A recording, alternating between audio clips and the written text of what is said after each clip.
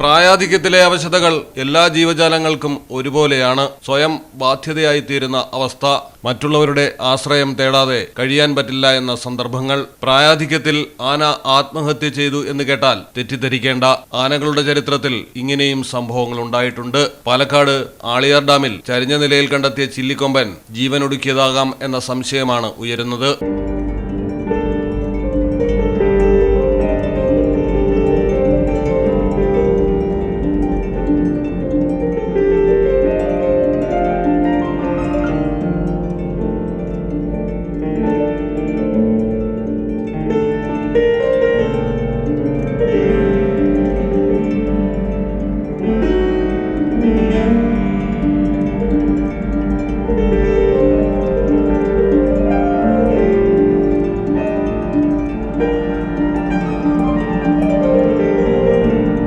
കനാലിൽ വെള്ളം കുടിക്കാൻ ഇറങ്ങിയപ്പോൾ ഒഴുക്കിൽപ്പെട്ട് ചരിഞ്ഞു എന്നാണ് പ്രാഥമിക നിഗമനമെങ്കിലും ആനകളുടെ രഹസ്യ ജീവിതം അറിയുന്നവർ പറയുന്നത് ചില്ലിക്കൊമ്പൻ ജീവനൊടുക്കിയതാകാമെന്നു തന്നെയാണ്. കനാലിൽ ഒഴുക്കിൽപ്പെട്ടപ്പോൾ ചില്ലിക്കൊമ്പൻ രക്ഷപ്പെടാനുള്ള ശ്രമങ്ങൾ ഒന്നും തന്നെ നടത്താതിരുന്നതാണ് ആനയുടേത് ആത്മഹത്യയാണോ എന്ന സംശയം ബലപ്പെടുത്തുന്നത്.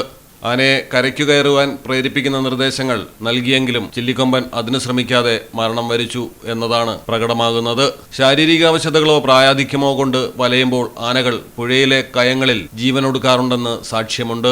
ഭക്ഷണം തീർത്തും ഉപേക്ഷിച്ച് ശാന്തമായി വെള്ളത്തിലിറങ്ങി നിന്ന് മരണം വരിക്കുന്ന കാട്ടാനയുടെ കഥ പ്രശസ്ത വേട്ടക്കഥാകാരനായ കെന്നത്ത് ആൻഡേഴ്സിന്റെ ദി ടൈഗർ റോർസ് എന്ന പുസ്തകത്തിൽ വ്യക്തമാക്കുന്നുണ്ട്.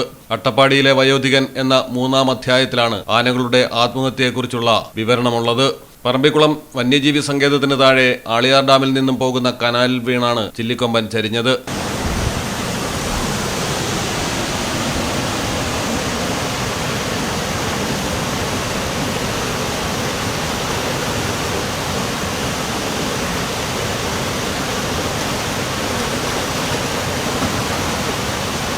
നെല്ലിയാമ്പതി മേഖലയിലെ പ്രശസ്തനായ കാട്ടാനയായിരുന്നു ചില്ലിക്കൊമ്പൻ. ആനമല കടുവാ സംരക്ഷണ കേന്ദ്രത്തിൽ ഉൾപ്പെടുന്ന പൊള്ളാച്ചിക്കടുത്തുള്ള ആളിയാർ കോണ്ടൂർ കനാലിനടുത്താണ് ചില്ലിക്കൊമ്പന്റെ ജഡം അടിഞ്ഞത്.